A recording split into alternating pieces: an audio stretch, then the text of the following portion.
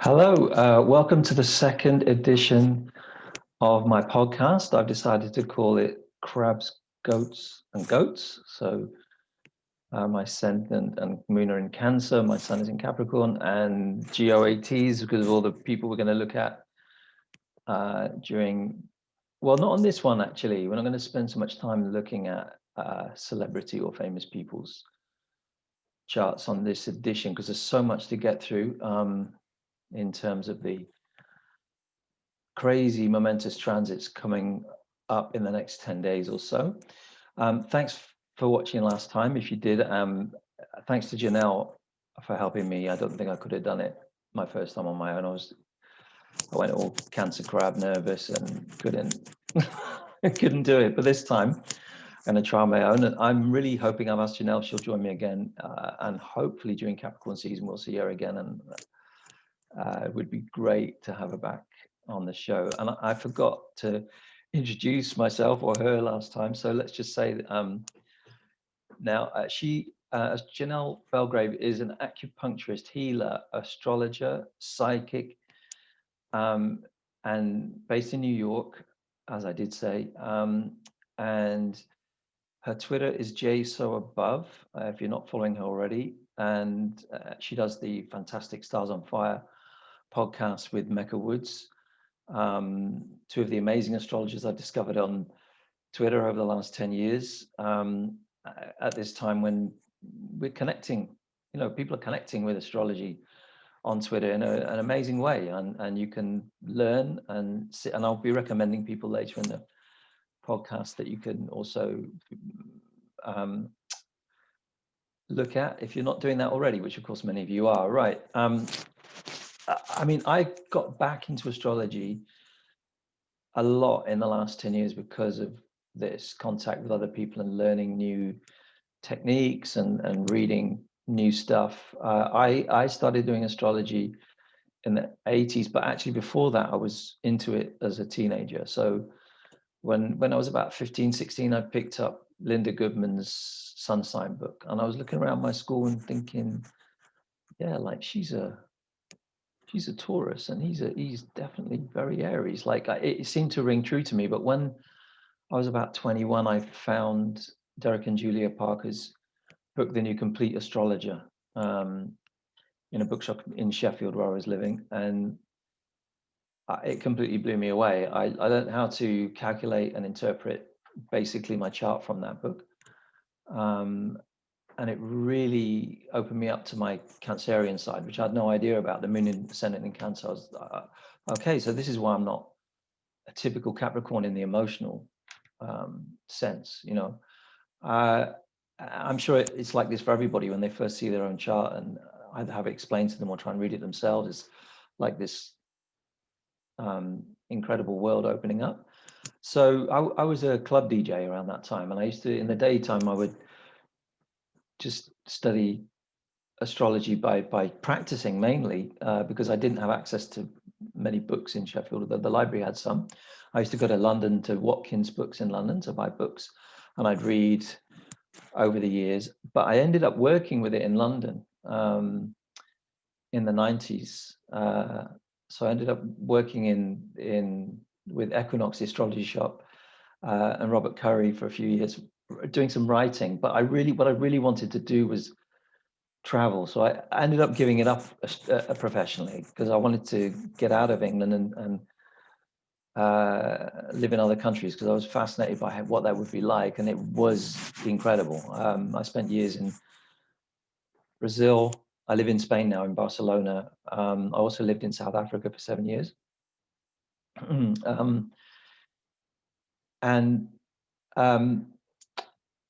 So since then, and then when I was in London, I also studied with the Faculty of Astrological Studies. So I got a certificate with them, did some of the diploma classes as well, which was, I had some amazing teachers like Sue Tompkins, Christine Skinner, some of the really amazing people that were people I was learning from at that time. So over the last 10 years, I've started to feel very connected to the astrological world. But that's enough about me. Let's talk about the transits of the next 10 days. So first of all, we're going to have a look at the solar eclipse in Sagittarius, which is tomorrow. So the moon's just gone into Sagittarius as I'm recording. I mean, not literally, but it's about 3 degrees or 4 degrees Sag at the moment. And then tomorrow on Monday, we'll have the eclipse. 3 days later, there's the ingress of Saturn into Aquarius. So it leaves Capricorn, and Jupiter also leaves Capricorn and joins Aquarius on Saturday. And then they conjunct, Jupiter and Saturn come together on Monday, the 21st.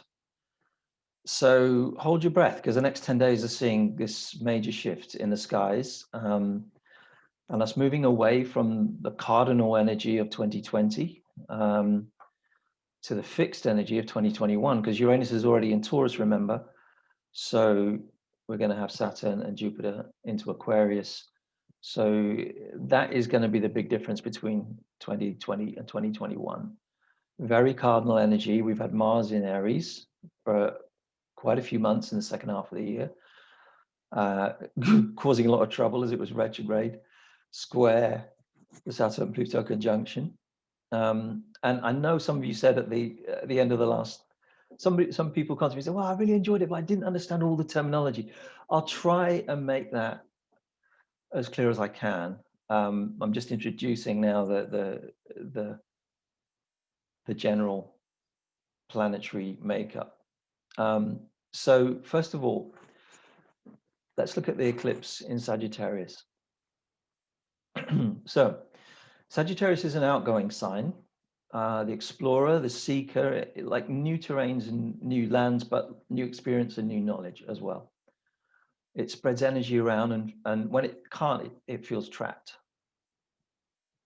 Never tell a Sagittarius to be quiet when they have something to say, because they are worth listening to. When they know their subject, they're very, very good teachers. They make like an ordinary experience fun, and when they're in a good mood, they're fantastic to be around, and everyone benefits from the energy of a Sagittarius. If you know one, you'll know what I mean.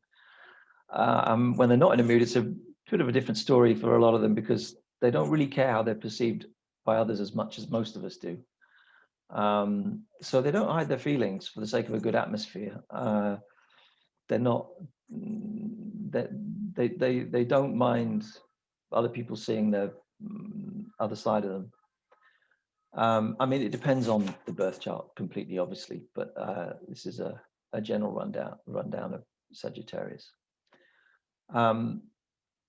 So this eclipse, we can't put it into like a framework, can't put it into perspective without a framework of what's been happening this year in general. So the rough transits of Saturn conjunct Pluto in Capricorn, Mars being retrograde in Aries in the autumn months, well, in the Northern Hemisphere in the autumn months. The intensity of this has been crazy worldwide. We know, we've seen that. And many astrologers predicted it would be. Many astrologers said this year would be stressful.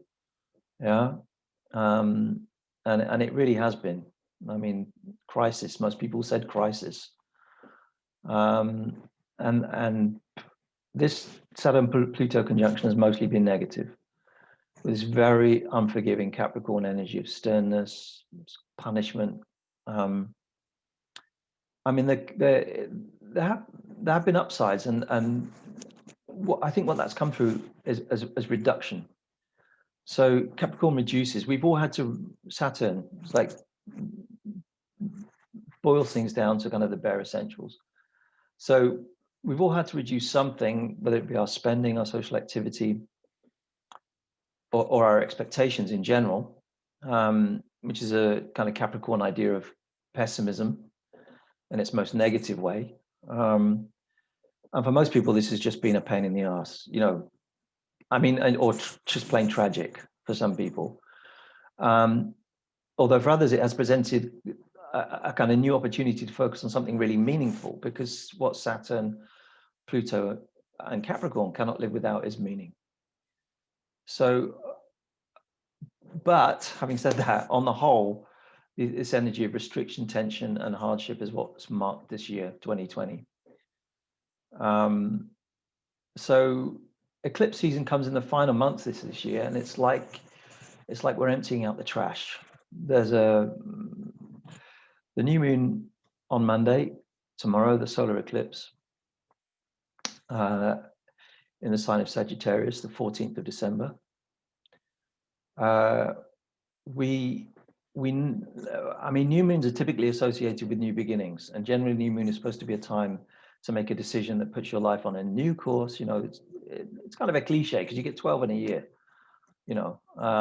So obviously you're not making 12 great new beginnings in a year. You look at your chart and you see which new moon is going to be more positive for you to make a start on that new moon. And some new moons generally carry more positive energy than others. This one is an eclipse. Yeah.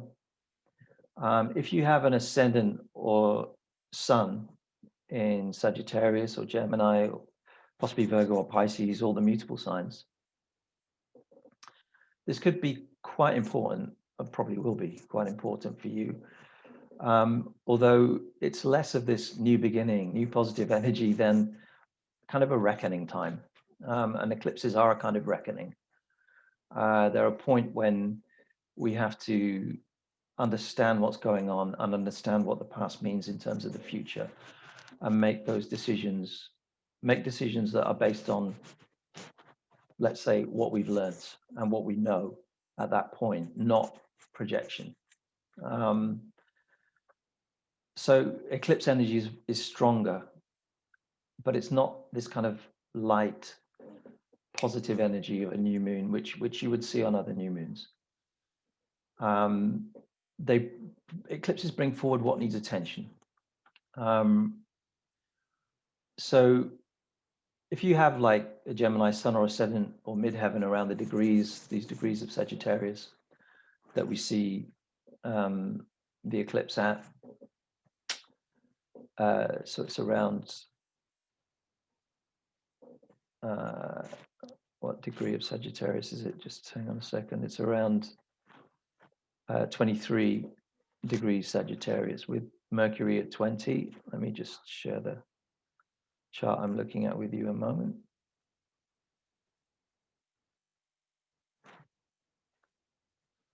So you can see here the sun in Sagittarius, conjunct the moon, Mercury here. This chart is set for Barcelona where I live, so the ascendant is actually directly opposite, which is interesting for Barcelona. I'll have to look and see if there's any developments there. So we can see this.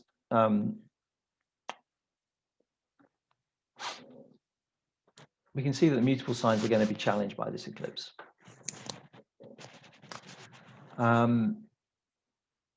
So we don't usually associate new moons with kind of heavy emotions, but eclipses can be like this a bit. And what do these signs do when they're faced with emotional situations? Well, Gemini and Sagittarius,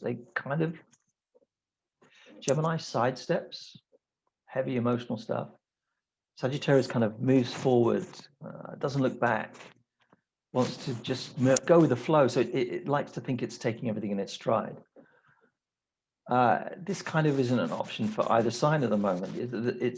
These signs are great for like comedy, entertainment, bringing the positive to small situation, but not the best sometimes when it comes to facing up to difficult truth.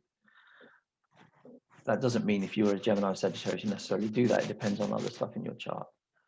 But if you have been avoiding something, it will come up at this eclipse. And not necessarily in a bad way. Yeah, we might be looking at things coming up that can help you with clarity, can help you move forward. But it's time to pay attention to what needs attention at this eclipse. For the mutable signs, it's not been as tough a year as it has been for the cardinal signs and possibly the fixed signs too. They probably, for example, Mars in retrograde in Aries, probably less of a challenge for Gemini and Sagittarius than it was for say, Libra or Capricorn. So the eclipses might be bringing up stuff quite latently, you know, for signs that have yet to deal with the issues that the Saturn-Pluto conjunction has been focusing on all year.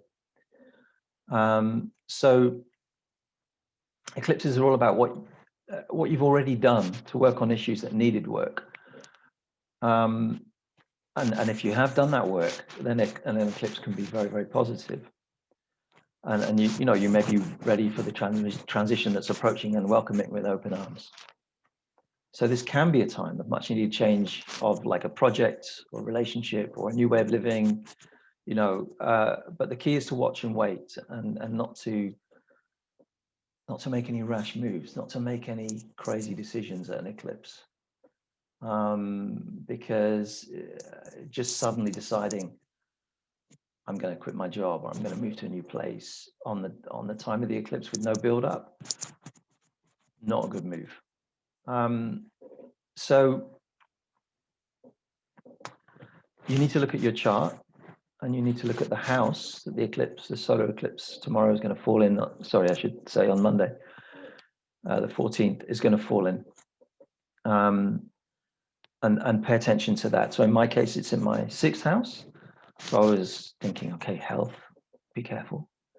And so then I got some pretty crazy feedback at work, which I wasn't expecting, and it kind of knocked me emotionally. So there you see it. An eclipse brings forward something that I need to be focused on that I wasn't focused on. So your eclipse story, you can find it by looking at the chart, the house in your chart, which you can actually just work out from your ascendant. I mean, so if you have a Leo ascendant, it falls in your 5th house, maybe to do with romance, creative energy, or children if it's in the 5th house, or the idea of having children if it falls in your 10th house. If you've got Pisces rising, it would be in your 10th house. So it'd be around career developments, public image, that kind of thing. So this is a kind of moment where you can shape the energy of the next months or even years by making choices associated with that house Sagittarius occupies in your chart. So we can see the next week or so as a time of kind of realization, as more than action, a time to learn, think, and pass on what we know is important. So good uses of this eclipse is research, teaching, yeah. It gives us focus on what we can learn, yeah, Sagittarius. And while most of us are still restricted from traveling, yeah, which is also Sagittarius, we can still seek knowledge. Learning is a way of expanding our horizons. And anything that gives you a broader aspect on the world is great at this moment. Right, so that's the solar eclipse. Please give me any feedback on how it is for you, either on Twitter or here on YouTube. And 3 days later, we get Saturn finally leaving Capricorn, where it's been for the last 3 years. I mean, it spent a little time in Aquarius in the summer months of this year in the Northern Hemisphere. So Saturn spends about 2.5 years in every sign, but it's been in Capricorn since the beginning of 2017. And if you're Capricorn like me, you already know, seems like a long time, but you already know if you're Capricorn that life is pretty unfair. So that's the way it goes. I mean, Capricorn has not only had to deal with that, but also this conjunction to Pluto over the last year, which has increased this kind of sense of hardship, not just for those with Capricorn strong, but any of the cardinal signs really, Aries, Cancer, Libra. So the first thing to say about this ingress into Aquarius by Saturn is that we're finally seeing the separation of Saturn from Pluto. And this strongly repressive energy of Pluto conjunct Saturn in Capricorn, the sign of the taskmaster, it's been pretty heavy. And this is the first signal of light at the end of the tunnel in terms of these very heavy issues that seem not difficult, but impossible to resolve or break down even, so they can be understood. So Aquarius traditionally is also ruled by Saturn, but it approaches looking at the world in a very different way. Aquarius looks for solutions. Capricorn concentrates on reducing waste and attacking weaknesses to eventually be stronger. And Saturn highlights where things need work. So Aquarius will have a new approach to solving problems. Saturn in that sign, it's quite a scientific placement, Saturn in Aquarius. It's detached. And the level of engagement has been so high in some areas that we need some detachment now. You know, people haven't been seeing the wood for the trees. It's like we are overwhelmed with this heaviness. So I'm hoping that Saturn in Aquarius will bring a bit more, I wouldn't say light, it's not light. It's not an amazing free new world, as some people are saying, for sure. But it can offer us a bit more, a bit less personal involvement with things that can drag us down. But for Aquarius and the other fixed signs, so that's Aquarius, Taurus, Scorpio, and Leo, it brings this new phase when things have to be more serious and sustainable than they have been. So Saturn brings with it challenges. It inevitably brings with it challenges. Jupiter brings lighter stuff, and we'll be looking at that in a little bit. But Saturn and Aquarius will bring forward questions that have to be answered for those signs. The good thing is that those signs don't mind a challenge. If you're a Scorpio or an Aquarius, you don't mind a challenge. You want to know what you're up against, and yeah, you're going to find out. Over the next couple of years, Saturn will let you know how much you have to do, what you have to do, and of course, Saturn brings rewards.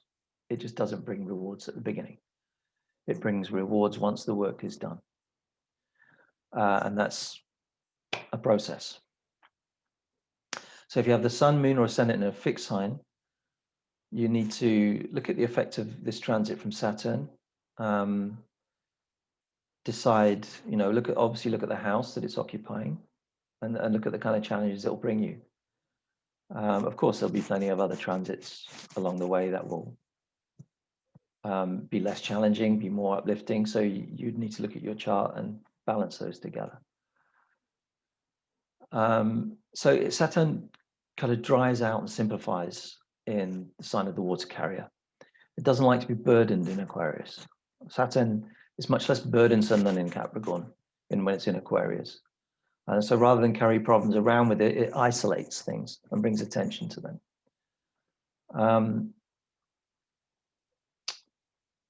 So you can look at the house Aquarius occupies in your chart, and here you'll see where 2021 will bring interesting developments. So let's just look at once more, let's just look at the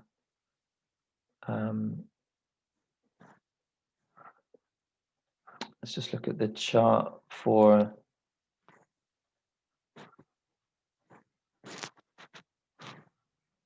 Saturn's ingress into Aquarius is on the 17th of December here. As you can see, it's leaving Capricorn. On the day, interestingly, on the day or the moment it leaves Capricorn, the moon is just creeping up behind it. So literally within a couple of hours of Saturn going into Aquarius, there's going to be a moon-Saturn conjunction, which we've had this year in Capricorn when the moon's been in Capricorn. It'll be interesting to see what it feels like in Aquarius, because in Capricorn it's felt very cold indeed at times. And so it'll be interesting to see on Thursday what kind of a day that feels like, because the moon will give in the signs of Capricorn and Aquarius, it will bring quite a sober feeling to the day, despite this move of Saturn away from Capricorn. I'm not sure all the parties planned for Saturn leaving Capricorn will be that crazy on Thursday looking at this. But then a couple of days later, we can see Jupiter arriving in Aquarius as well. And it comes towards, it then arrives in Aquarius, yeah, on Saturday. And we can see it beginning to conjunct Saturn. And we can't really say that the Saturn-Jupiter conjunction is restricted to the 21st of December when it exactly happens, because it's already happening. And the 19th of December will perhaps be as much an important day in terms of that conjunction, astrologically speaking, as the 21st, because it's arriving in Aquarius with Saturn, and that at that moment, on that day, the moon's in Pisces. Yeah. So it's gone from Aquarius and arrived in Pisces. So you can see here that when Jupiter goes into Aquarius, the moon's gone into Pisces. Well, this is when we might sense an energy change, actually. Not on Thursday, but on Saturday. This is a day when we could even see something worldwide that's a little bit different, perhaps more positive. Let's hope that that's the case. So Jupiter and Saturn are like, in a sense, they're like opposites. So Jupiter expands, Saturn contracts. Jupiter brings fortune, Saturn brings misfortune in its most traditional sense. So with these in the same sign, in the same areas of your life, you know, in the same house of your chart, it's like the same places you're finding challenges, you're also finding growth. And this is new because it's in Aquarius, they're coming in. So it's quite a different year to 2020. And maybe for you, Jupiter is a stronger planet in your chart than Saturn, maybe the other way around. There are all sorts of reasons why one might have a stronger influence on your 2021 than the other, depending on your natal chart. But Jupiter for sure is happy to be getting out of Capricorn because it's not very strong in Capricorn. It's in its fall there. So again, let's be a bit optimistic about next year, because without Jupiter in Capricorn, conjuncting this Saturn-Pluto nightmare, I don't think that's unfair to say that. Why can't we be optimistic about 2021? Yeah, because although the astrology of 2021 on its own is not anything amazing, it is not 2020. And that at least is enough for me to be convinced that we can be optimistic about 2021. It may give us a whole set of new challenges. Yeah, it will give us a whole set of new challenges. I don't see them the same. There's some continuing themes for sure. Because Saturn is still in a Saturn-ruled sign. But I'm sticking my neck out and saying that 2021 things are going to get better. Okay, so the other thing is that when Jupiter's been conjunct Pluto in 2020, a lot of people have noticed that it's coincided with the peaks of the COVID cases in some countries, especially in the USA, for example. And we can reasonably hope as it enters Aquarius that we see some kind of improvement here, because as I'm making this video, not a lot of improvement, still plenty of cases, record numbers in various countries. Where I live, Barcelona, things are getting better slowly. But in Italy, for example, things are now peaking again. Let's see. I think there's a good case to argue that once Jupiter gets into Aquarius, we can start to see some improvement. Of course, now they're talking about vaccines. We'll see how that goes. Saturn, as I said, Saturn's a sign, Aquarius is a sign that experiments. And if this one doesn't work, then there'll be another one, I think. But we'll see. We'll see what happens. Introducing them on an eclipse is also very, very interesting.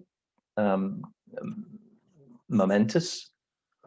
You can, that on its own would justify the momentous tag that eclipses get in terms of their astrological meaning. But I've said that Saturn in Aquarius will bring challenges to fixed signs. It will bring challenges to whatever house of the chart that you find your Saturn, that transiting Saturn occupies in your natal chart. It will bring challenges, but Jupiter will bring luck and opportunity to the same house. So it's in my 8th house. Yeah. Jupiter and Saturn going into my 8th house now, finally leaving my 7th, thank you. But in the 8th house is a whole new set of challenges from Saturn. 8th house is particularly to do with shared money and shared resources. So I'll presumably have interesting things happening in both those houses during this time. And you would check your own chart. What house does it fall in your chart? This is really exciting. Later on, I'll recommend a blog post about that I read just last week, where you can just look up. It's a very, very simple guide to, it's not mine, it's somebody else's I read online, an astrologer I hadn't discovered before, so I was very interested to see her work, and I just want to recommend that later on. So, Jupiter conjuncts Saturn every 20 years, right? And it's going to conjunct Saturn again on Monday, the 21st of December. So, well, that's not remarkable. Jupiter conjuncting Saturn every 20 years, is it? No. You could look every 20 years. What was I doing last time Jupiter conjunct Saturn? You could have a look at when that was 20 years ago. What was I doing 20 years ago? How did it affect me then? What house of the chart, my chart, did it fall in then? And see how it affected you that time. That's the great thing about astrology. You can always look back to understand the present. So this is a 20-year cycle, but over the last 300 years, Jupiter and Saturn have only been conjunct in Earth signs, Taurus, Virgo, Capricorn. And now, over the next 300, they're going to be conjuncting in air signs because of the cycles of the planets. So this has been called a great conjunction by astronomers for another reason, but it's also a great conjunction for astrologers, because we're going to see now how this new cycle, what will this new cycle be? Now, the last 300 years of human history are very different to the previous 300. And if you were going to draw a line in history from now to the past in terms of how we've been shaped today, you'd probably go back to the Industrial Revolution, which wasn't 300 years ago, but you would say it was growing at that time. So it may have very interesting significance for the capitalist system, that's my guess, which is not just showing signs of creaking. In some cases, it's anyway. So Aquarius as a sign is about throwing out what's old, what's past its sell-by date, unnecessary baggage. So this is a kind of perfect start for these conjunctions in air signs. I mean, some people are saying, oh, it's the beginning of the age of Aquarius, but it's not. Ages in astrology last about 2,000 years. And there's no really specific date when they begin and end. Some people think we're already in the age of Aquarius after the age of Pisces. Some people think we're still in the age of Pisces. I don't want to get into that because I don't know, apart from anything else. But I don't think anybody is justified in calling this year the dawning of the age of Aquarius, okay? Because it's just not connected. However, this new cycle of Jupiter-Saturn in Aquarius, in air signs, starting in Aquarius, will give a really interesting modern theme to the year. Because although Saturn is an old planet based on tradition, Jupiter is about the new and looking forward. And Aquarius is a very modern kind of sign. It loves to, if you know somebody with the sun in Aquarius, well, sometimes they can be eccentric and deliberately anti anything new. And sometimes they can be very, interested in anything that's different, anything that's, they like people that are different. They like something that's a little bit different.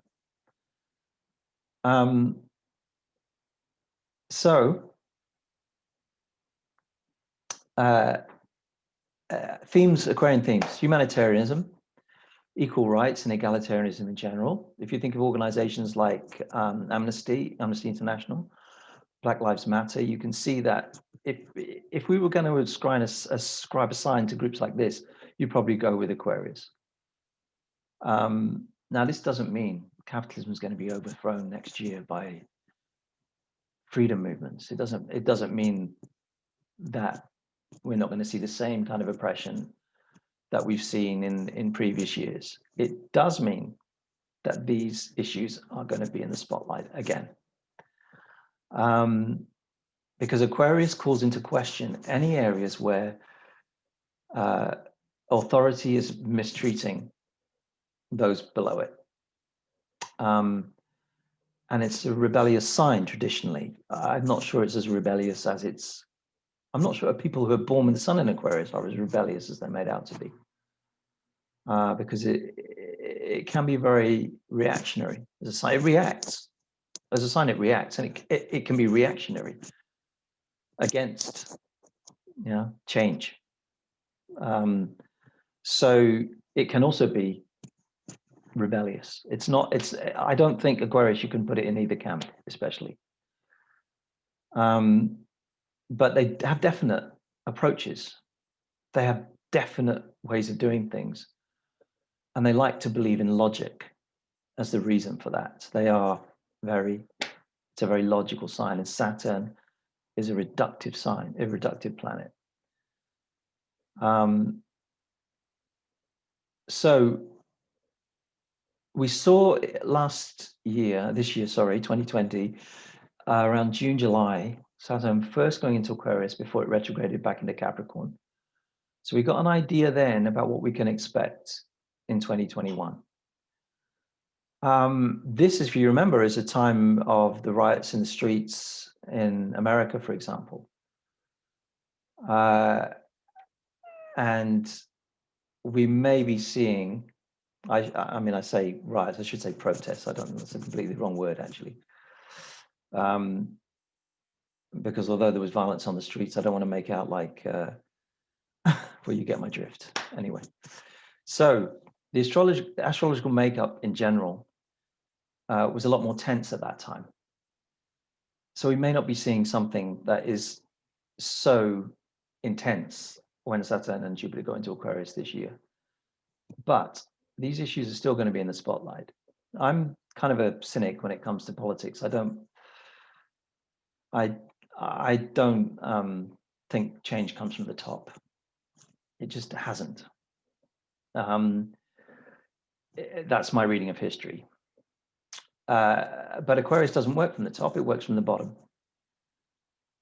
So this is what we can see in 2021. Different resistance to a system that doesn't care, literally, for people. And so we will see exciting new developments on a political level, but at the ground floor, not in government. So Aquarius has a problem with rules that are not, well, has a problem with rules full stop sometimes, but rules that are not fair, particularly. It wants freedom from constriction. And that has an upside and a downside. We've seen both of those sides this year. But it does have a power to open up people's minds, better than Saturn in Capricorn, better than the Capricorn energy of this year. And we've seen all this knee-jerk conservatism becoming dominant, not just in certain sections of the public, because let's face it, those people are a minority. Yeah, you Trump people, they've lost an election. The Brexit voters won the Brexit vote, but I'm not convinced now they're a majority in the UK.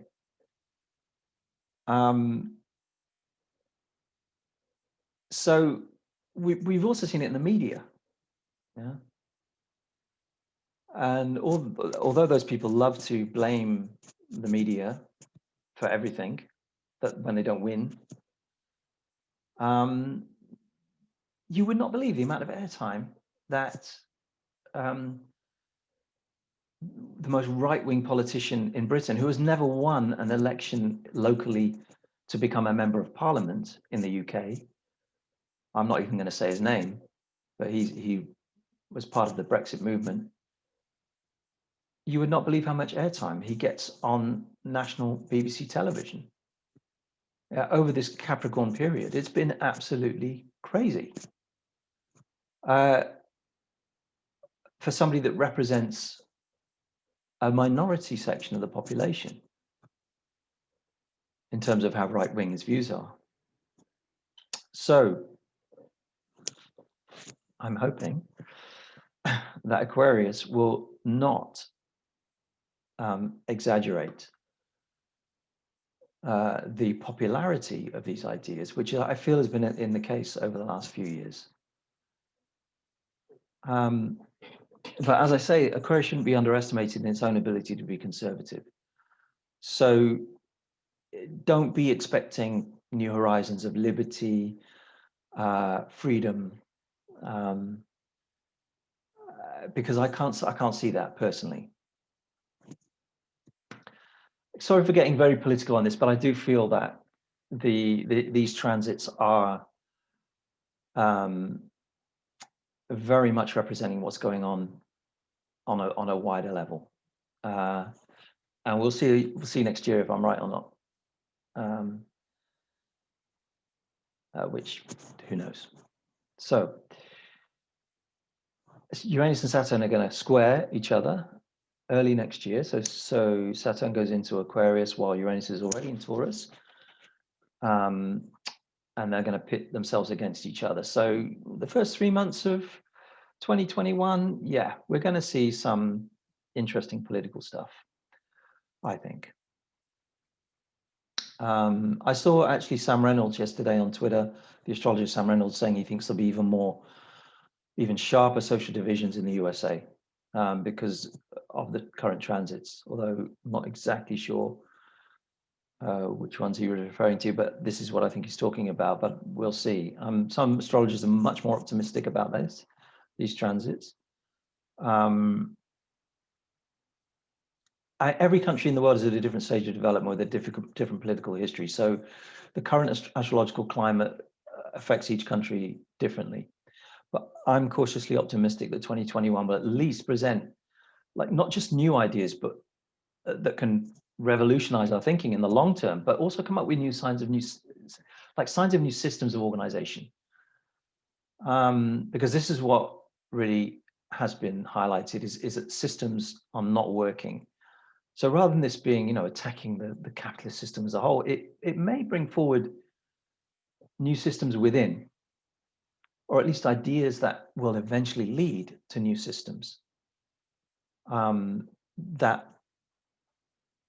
work better in the long term. So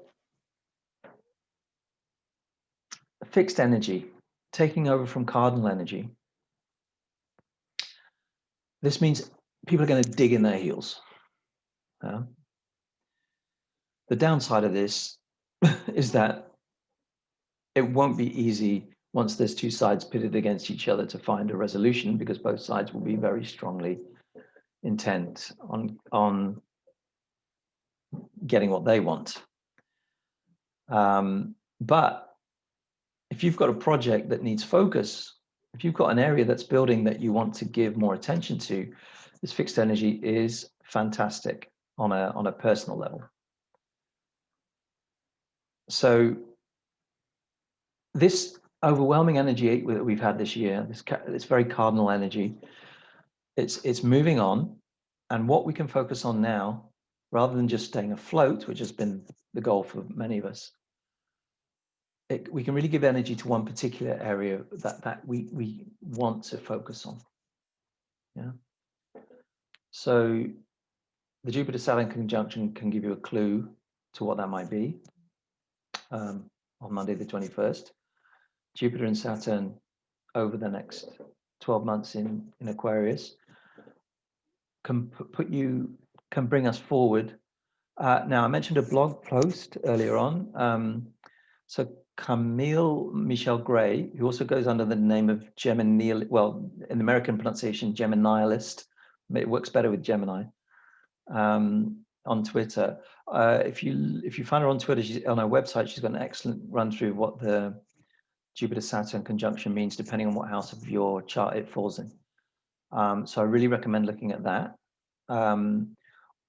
Obviously, Chris Brennan's astrology podcast, some amazing free content on there, whether you're a student astrology, whether you're experienced astrologer, there's always something on there that you can learn from.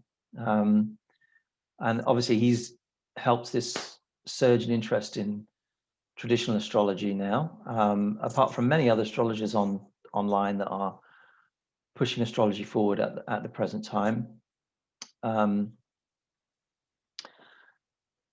So obviously Sam Reynolds on Twitter, if you're not following Sam Reynolds, absolutely essential, because he also connects you with other things that you need to see. Right, I'm going to be back. I'm sorry for the heaviness of this. I didn't want it to be. I wanted to be optimistic, and I feel like I have been mainly optimistic. I'm sorry if this has turned out a little bit heavy. I think it's a balance, and I've tried to make that clear in the podcast that we're looking at both sides of the coin here. I personally am very optimistic. It's leaving my 7th house, Saturn going into my 8th house, and I was born with Saturn in the 7th house. I've just had my 2nd Saturn return. So I'm done with it. And I'm very happy about it moving on. But I'll be back next time when the sun will be in Capricorn.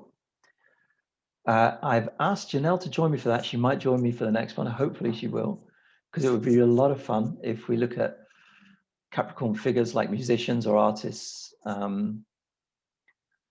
together. If not, I hope to see you anyway next time. I have to make do with just me. I'll see you next time. I wish you a happy eclipse, at least a peaceful one, and I'll see you soon. Thank you very much for watching. Please like and subscribe. See you next time. Bye-bye.